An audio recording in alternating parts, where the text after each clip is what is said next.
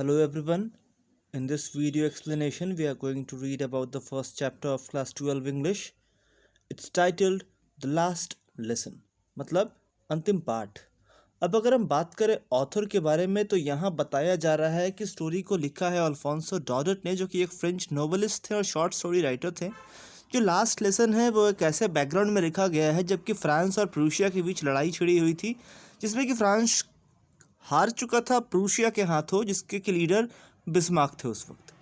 Prussia असल में उस वक्त आज का एक कंट्री नहीं बल्कि जर्मनी, पोलैंड और ऑस्ट्रिया के कुछ हिस्सों को मिलाकर पूरा होता था। इस स्टोरी में हम पढ़ेंगे कि कैसे प्रूशिया ने अल्सशे और लॉरेन नाम के दो फ्रेंच डिस्ट्रिक्ट्स पे कब्जा जमा लिया है, और साथ ही साथ स्टोरी में ये भी बताया जाएगा कि किस तरीके से जो प्रूशिया ने इन शहरों पे कब्जा जमाया तो वहाँ के स्कूल लाइफ पे क्या इम्पैक्ट पड़ा, और किस तरीके से लैंग्वेज हमारे फ्रीडम में एक महत्वपूर्ण भूमिका निभाती है। That forms the basic content of the story. तो बिना समय गवाए शुरू करते हैं स्टोरी को। यहाँ पे लिखा जा रहा है नैरेटर फर्स्ट पर्सन नैरेटिव कि मैं स्कूल के लिए काफ़ी देर से शुरू किया था मैंने आज, मतलब नैरेटर है वो ये बता रहा है कि वो स्कूल के लिए काफ़ी देर से निकला था उस सुबह और काफ़ी हड़बड़ी में था, क्योंकि उसे he was in a great read of scolding, मतलब काफ़ी चांसेस थी कि उसको भयानक रूप से डांट पड़ेगी, स्पेशली बिकॉज एम हेमिल ने कह रखा था कि वो उनसे पार्टिसिपल्स पे कुछ क्वेश्चंस पूछेंगे। और नैरेटर ये भी कहते हैं कि उन्होंने इस बारे में कुछ भी जानकारी नहीं इकट्ठा कर रखी थी। I did not know the first word about them. एक समय के लिए मैंने ये सोचा कि मैं वहाँ से भाग जाऊँ और दिन भर स्कूल के बाहर ही समय बिता दूँ। काफ़ी अच्छा मौसम था, सो ब्राइट, चिड़ियों की चहचहाहट भी थी जंगलों में। And in the open field, खुले मैदान में मैंने देखा कि सॉ मिल, जो लकड़ी के मिल थे, वहाँ पर प्रूशियन सोल्जर्स ड्रिल कर रहे थे, मतलब अभ्यास कर रहे थे। ये काफ़ी कुछ ललचाने वाला था, बशर्ते कि उन पार्टिसिपल्स के रूल्स के, मतलब पार्टिसिपल्स के रूल से ज़्यादा ललचाने वाला मुझे ये बाहर का वातावरण लग रहा था। लेकिन मुझ में भी वो स्ट्रेंथ थी कि मैं इन सब का इनके खिलाफ खड़ा हो सकूं, और इसलिए मैं जल्दी से स्कूल की तरफ गया।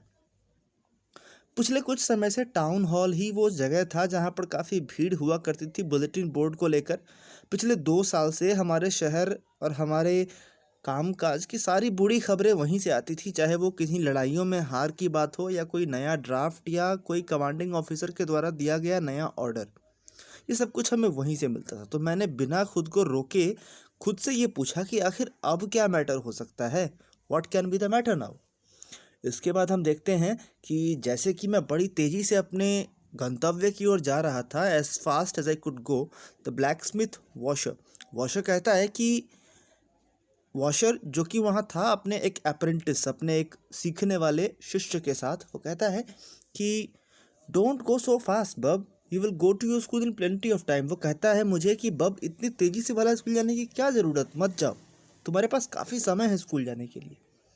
मुझे लगा कि शायद वो मेरा मजाक उड़ा रहा है। He was making fun of me and reached M Hamel's little garden all out of breath. और मैं बड़ी तेज़ी से, बिल्कुल सांस रोके, बड़ी तेज़ी से एम हेमल के गार्डन की तरफ बढ़ चला।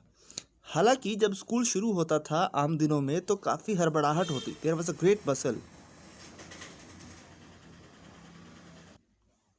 यहाँ कहा जा रहा है कि और दिनों में स्कूल की शुरुआत के वक्त काफ़ी हड़बड़ाहट होती, काफ़ी हसल एंड बसल होता स्ट्रीट्स पे, जिसको कि स्ट्रीट पे सुना जा सकता था। लेकिन आज ऐसा कुछ भी नहीं था। और दिनों में वहाँ पर सुना जा सकता था that the lessons repeated in unison, मतलब एक साथ बच्चे लेसन्स रिपीट कर रहे होते, वेरी लाउड, ज़ोर ज़ोर से। और इसके साथ ही टीचर्स ग्रेट रूलर, यहाँ पर यह भी बताया जा रहा है किस तरह से टीचर के छड़ी की या टीचर के स्टील रूलर की आवाज़ आसानी से टेबल पे पटकते हुए सुनी जा सकती थी। But now it was all so still, लेकिन आज ये सब कुछ काफ़ी शांत था। I had counted on the commotion to get to my desk without being seen. मैंने काफ़ी जहमत करके खुद को कोशिश की कि मैं बिना किसी की नज़र में आ पाए अपनी सीट पे चला जाऊं, but of course that day everything I had to see was as quite a Sunday morning. लेकिन जैसा कि मैंने बताया कि उस दिन सब कुछ ऐसा था जैसे कि संडे मॉर्निंग की शांत शुरुआत हो। Through the window I saw my classmates. खिड़की से मैंने अपने क्लासमेट्स को देखा जो कि ऑलरेडी अपने प्लेसेस पे थे और M Hamel walking up and down, मतलब आगे पीछे चल रहे थे अपने टेरिबल आयरन रूलर के साथ। I had to open the door, मुझे दरवाज़ा खोलना था and go in before everybody, और सबके पहले वहाँ पहुँचना था। You can imagine how I blushed and how frightened I was. आप ये इमेजिन कर सकते हो कि मैं कितना डरा हुआ था और मैं कितना काँप रहा था। How frightened I was, but nothing happen, लेकिन हुआ कुछ नहीं। Hamill saw me and said very kindly, "Go to your place quickly, little Franz. We were beginning without you." लेकिन आज और दिनों से कुछ अलग था। हेमल ने मुझे देखा और काफ़ी विनम्रता से उन्होंने मुझे कहा कि फ्रेंड्स, तुम अपनी सीट पर जाओ जल्दी से, हम तुम्हारे बिना ही आज का लेसन शुरू करने वाले थे। आई jumped over the bench and sat down at my desk. मैं बड़ी तेज़ी से अपने बेंच तक गया और अपने डेस्क पे बैठ गया। अभी तक when I had got a little over my fright, did I see that our teacher had on his beautiful green coat? अभी जब मैंने काफ़ी हद तक अपने डर पे थोड़ा बहुत काबू पा लिया था, तो मैं क्या देखता हूँ कि हमारे टीचर जो हैं वो आज एक डिफरेंट अटायर में हैं। He is in a beautiful green coat, his frilled shirt and the little black silk cap, और एक ब्लैक कलर की सिल्क कैप उन्होंने पहन रखी है। ये सब कुछ ऐसा जो कि वो सिर्फ 2 ही दिनों पे पहना करते हैं, एक तो इंस्पेक्शन के दिन जब स्कूल में कोई आया करता, या फिर प्राइज डेज के दिन, मतलब जब कोई स्पेशल सेरेमनीज होती तभी वो इन कपड़ों को पहना करते। इस सब के अलावा होल स्कूल, सिर्फ ना उनके कपड़े बल्कि इनके अलावा जो पूरा का पूरा स्कूल था वो भी आज काफ़ी स्ट्रेंज और काफ़ी सोलम, काफ़ी पवित्र और काफ़ी शांत दिखाई दे रहा था। But the thing that surprised me most was to see on the back benches that were always empty. लेकिन जो सबसे सरप्राइज करने वाली चीज़ थी कि जो बैक बेंचेस जो हमेशा खाली रहा करते थे, आज वहाँ पर गांव के लोग पहुँचे थे। आज वहाँ पर गांव के लोग पहुँचे थे पढ़ने के लिए, जिनमें सब कोई शामिल था, चाहे वो ओल्ड हाउसर हो विथ इज 3 कॉर्नर्ड हैट, चाहे वो फॉर्मर मेयर हो या फॉर्मर पोस्ट मास्टर हो या कोई भी और, वो सब लोग पीछे बैठे थे। एवरीबडी लुक सैड, हर कोई उदास था, और हॉजर अपने साथ वो ओल्ड प्राइमर लाया था जो कि एजेस किनारों पर काफ़ी मोटा था, and he held it open on his knees with his great spectacles lying across the pages. While I was wondering about it all, जबकि मैं इन सब चीज़ों के बारे में सोच ही रहा था, M Hamel mounted his chair and in same grave and gentle tone which he had used to me. M Hamel ने अपना चेयर पीछे की ओर खिसकाया और उसी काइंड आवाज़ में वो मेरी तरफ देखकर कहते हैं कि my children, this is the last lesson I shell give you. वो बड़े ही दुख के साथ ये अनाउंस करते हैं कि मेरे बच्चों, ये लास्ट लेसन है जो मैं तुम्हें पढ़ाने जा रहा हूँ। The order has come from Berlin to teach only German in the schools of Alsace and Lorraine. वो बताते हैं कि बर्लिन से मैसेज आया है कि अब से स्कूलों में, एल्सेशे और लॉरेन के स्कूलों में सिर्फ और सिर्फ जर्मन ही पढ़ाई जाएगी, और जो न्यू मास्टर हैं वो कल आ जाएंगे। तो ये लास्ट फ्रेंच लेसन है, I want you to be very attentive. मतलब वो कह रहे हैं कि वो चाहते हैं कि आप लोग सब इसको ध्यान से सुनो, क्योंकि आज ये लास्ट फ्रेंच लेसन है जो कि आप लोगों को पढ़ाया जाएगा। अब नैरेटर कहते हैं कि what a thunderclap these words were to me. मेरे लिए ये जो वर्ड्स थे वो जैसे किसी बिजली के समान थे। Oh the wretches, that was what they put up at the town hall. अब मेरी समझ में आया कि आखिर ये वही न्यूज़ थी जो उन्होंने टाउन हॉल पे लगा रखा था, टांग रखा था। देन वी सी कि माई लास्ट फ्रेंच लेसन। अब नैरेटर खुद के बारे में बता रहे हैं वो कि वो ये सोच रहे हैं कि क्या ये उनका लास्ट फ्रेंच लेसन है। क्यों? I hardly knew how to write. उन्होंने तो अभी तक लिखना पढ़ना भी नहीं सीखा था। I should never learn any more. वो सोच रहे हैं कि शायद ही वो अब कुछ नया सीख भी पाएंगे। I must stop there. मुझे वहीं रुक जाना चाहिए था। Then only, oh how sorry I was for not learning my lessons, for seeking birds eggs और going sliding on the Saar. वो बता रहे हैं कि उन्होंने कैसे अपना समय बर्बाद कर दिया चिड़ियों के अंडों के पीछे, और स्लाइडिंग ऑन द सार मतलब फिसलते हुए झूलों के आसपास। My books that had seemed such a nuisance a while ago, so heavy to carry, my grammar and my history of the saints were old friends now that I could not keep up. वो कह रहे हैं कि कितना अफसोस कि उन्होंने अपने कंट्री के ग्रामर पे ध्यान नहीं दिया, अपने कंट्री के महान लोगों के वर्डिंग्स पे ध्यान नहीं दिया, उन्होंने सब कुछ उन्होंने खो दिया। एंड एम हेमल टू इसके साथ ही एम हेमिल भी जो थे, the idea that he was going away, ना कि राइटर को सिर्फ इस बात का अफसोस था कि वो ग्रामर नहीं सीख पाए, वो फ्रेंच नहीं सीख पाए, बल्कि उनको इस बात का भी अफसोस था कि एम हेमिल अब शायद उनसे काफ़ी दूर जा रहे हैं और शायद वो उनसे कभी मिल नहीं पाएंगे। Made me forget all about his ruler and how cranky he was. तो इस सोच को सोचने के साथ ही वो काफ़ी बुरा फील कर रहे हैं और वो उनकी पिटाई भी भूल जा रहे हैं, जो एम हेमिल की जो छड़ी थी, जो कि काफ़ी डरावनी हुआ करती थी। नरेटर कहते हैं, poor man, it was in honour of this last lesson that he had put on his fine Sunday clothes. वो कहते हैं कि ये तो उनके ऑनर में है लास्ट लेसन, क्योंकि आज ये उनका लास्ट लेसन है, तो शायद उन्होंने ये फाइन संडे क्लोथ्स पहन रखे हैं। और नाउ आई अंडरस्टैंड, अब मुझे ये बात समझ में आई कि क्यों ये जो गांव के बुज़ुर्ग लोग हैं वो यहाँ पर बैठे हैं। इट वॉज बिकॉज ये ऐसा इसलिए क्योंकि उन्हें भी अफसोस था, क्योंकि they had not gone to school more, क्योंकि वो भी स्कूल कम ही गए थे। It was their way of thanking our master for his 40 years of faithful service and showering their respect for the country that was theirs no more. ये शायद उनकी तरफ से एक तोहफा था उस टीचर को जो कि पिछले 40 सालों से लगातार उन्हें सिखाने और पढ़ाने की कोशिश कर रहा था। और साथ ही साथ ये एक मौका था फ्रांस के इन दो शहरों के लोगों का कि वो अपने कंट्री के प्रति एक रिस्पेक्ट दिखा सके, क्योंकि आज के बाद उन्हें फ्रेंच लैंग्वेज पढ़ने, बोलने और लिखने की इजाज़त नहीं रहेगी। While I was thinking of all this, जब मैं इन सब चीज़ों के बारे में सोच रहा था, I heard my name called।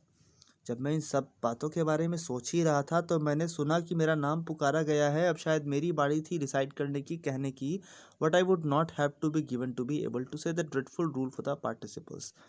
अब what would I not have given to be able to say, अब भला मैं क्या बताऊं कि मुझे कितना डर लग रहा था उन पार्टिसिपल्स के रूल्स के बारे में बताने को। But I got mixed up on the first words and stood there holding on to my desk, my heart beating and not daring to look up। जब मुझसे पूछा गया तो मैं बिल्कुल अपने बेंच से ऊपर की तरफ देख भी नहीं पा रहा था और मेरा जो हार्ट था वो काफ़ी तेज़ी से बीट कर रहा था। मैंने सुना कि एम हेमिल मुझसे कहते हैं कि I won't scold you little friends. वो कहते हैं कि फ्रेंड्स, मैं तुम्हें डांटने वाला नहीं हूँ। You must feel bad enough, तुम्हें खुद ही बुरा महसूस करना चाहिए। सी हाउ इट इज़, देखो कितना बुरा हुआ। Every day we have said to our self, हर दिन हम खुद से कहा करते हैं कि हमारे पास काफ़ी समय है। I will learn it tomorrow, मैं इसे कल सीख लूँगा। और नाउ, और अब तुम देखो कि हम लोग कहाँ पहुँच आए हैं। Ah, that is great trouble with Alsace, she puts off learning till tomorrow. वो कहते हैं कि ये कितनी बुरी बात है एल्साशे शहर के लिए कि हम लोग हर चीज़ को कल पर टाल दे रहे हैं, हम लोग सीखने की बातों को भी कल पर टाल दे रहे हैं। Now those fellows out there will have the right to say to you. अभी देखो, वो खिड़की से बाहर इशारा करते हुए कहते हैं कि वो जो फेलोज बाहर हैं, तुम्हें वो कल पूरे अधिकार के साथ तुम्हें कह सकते हैं कि ऐसा कैसे। You pretend to be Frenchman, तुम फ्रेंचमैन होने की बातें करते हो, and yet you can neither speak nor write your own language. तुम एक तरफ अपने आप को फ्रेंच होने के लिए प्राउड फील करने की बातें करते हो और तुम फ्रेंच बोल नहीं पाते हो। हाउ इज़ इट, ऐसा कैसे पॉसिबल है। It is really a very embarrassing thing, it's a very humiliating thing that we cannot speak our own mother tongue, we cannot speak our own mother language. तो M Hamel कहते हैं कि you are not the worst, लेकिन गलती सिर्फ सबसे बड़ी गलती तुम्हारी ही नहीं है लिटिल फ्रेंड्स, हम सबकी गलती है इसमें, आज जो कुछ भी हम झेल रहे हैं। Your parents were not anxious enough to have you learn, तुम्हारे पेरेंट्स भी इस बात को लेकर उत्सुक नहीं थे, उनकी भी दिलचस्पी इसमें नहीं थी कि तुम पढ़ाई करो। वो प्रेफर करते कि तुम काम पे जाओ, फार्म में, खेतों में जाओ, मिल्स में काम करो, ताकि उन्हें कुछ और पैसे कमाने को मिल सके।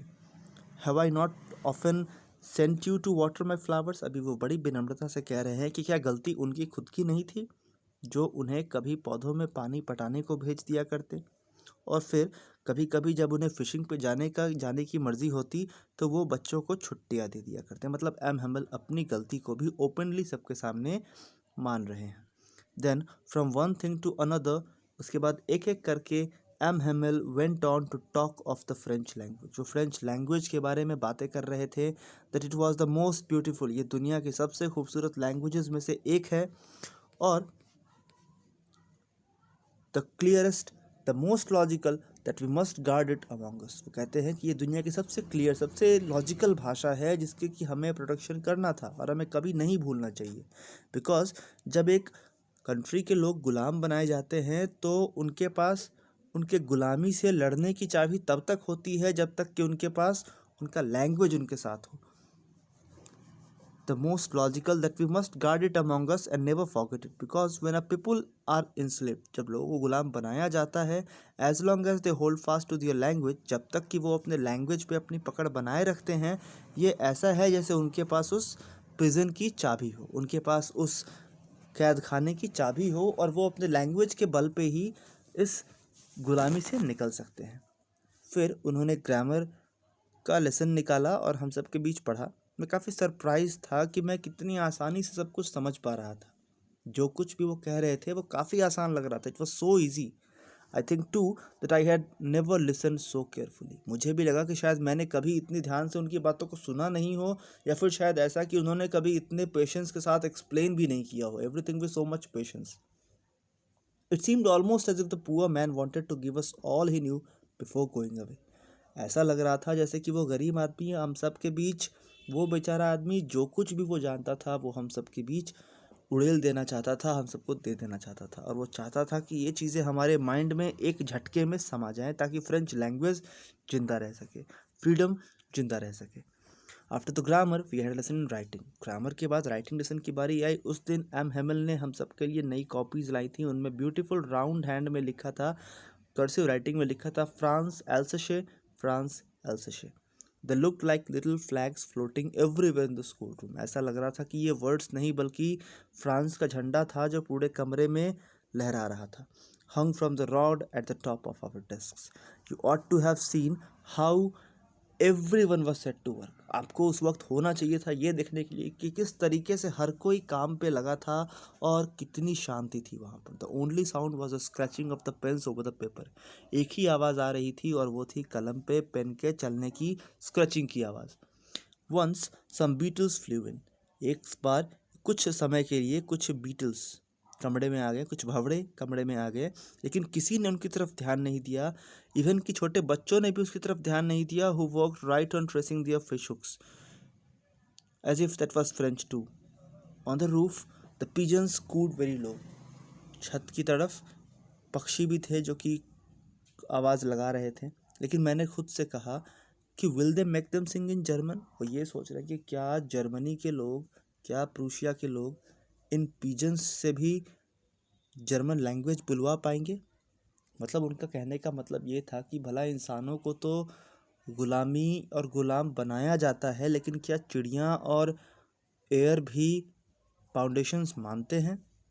Whenever I looked up from writing, I saw M. Hamill sitting motionless. जब कभी भी मैं लिखने के दौरान सिर उठाकर झांका करता तो मैं देखता कि एम हेमल मोशनलेस, बिल्कुल स्थिर रूप से चेयर में बैठे रहते और कमरे की चीज़ों पे देखते रहते।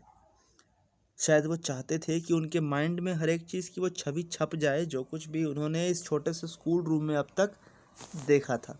फैंसी आखिर हो भी क्यों ना, पिछले 40 सालों से he had been there in the same place. वो इसी जगह पे पिछले 40 सालों से थे। उनका गार्डन इस विंडो के आउटसाइड और क्लास उनके बिल्कुल सामने। तो भला कोई इंसान कैसे इन चीज़ों को भूल सकता है जब कोई 40 साल उस वक्त उस जगह पे बिताए। Only the desks and the benches had been worn smooth. The walnut trees in the garden were taller, and the hope vine that he had planted himself twined about the windows to the roof.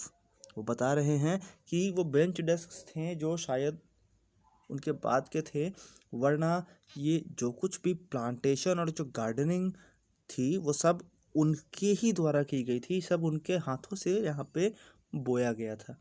How it must have broken his heart to leave it all. शायद उनका कलेजा कितनी बुरी तरह टूटा होगा जब उनको इस सब के बारे में छोड़ कर जाने की बात हुई होगी। Poor man to hear this, his sister moving about in the room above packing their trunks. वो बेचारा इंसान जिसकी बहन ऊपर छत पर अपने बक्सों को पैक कर रही थी, अपने कपड़ों को ऊपर के रूम में ठीक कर रही थी। For they must leave the country next day, क्योंकि अब उन्हें कल ही इस देश को छोड़कर जाना पड़ेगा। But he had the courage to hear every lesson to the very last. लेकिन उनमें एक हिम्मत थी कि वो हर लेसन को पूरा कर रहे थे। राइटिंग लेसन के बाद उन्होंने हिस्ट्री की क्लासेस ली, उसके बाद म्यूज़िक की क्लासेस भी ली, जब बच्चों ने बा बे बी बो बू का साउंड सुनाया, रिसाइट किया। Down there at the back of the room old Hauser had put on his spectacles. कमरे के पिछले हिस्से में बूढ़ा हाउसर अभी भी बैठा था और उसने अपने हाथों में उसने चश्मा पहन रखा था, उसके हाथों में वही प्राइमर था और जो लेटर्स उसे दिए जा रहे थे वो उसे पढ़ भी रहा था। You could see that he too was crying. आप देख सकते थे कि वो भी रो रहा था। उसकी जो वॉइस थी वो इमोशन से लड़खड़ा रही थी, ट्रेम्बल्ड विथ इमोशन। और ये काफ़ी फ़नी था सुन पाना कि we all wanted to laugh and cry, कि हम सभी सुनना और हम सभी हंसना और रोना चाहते थे।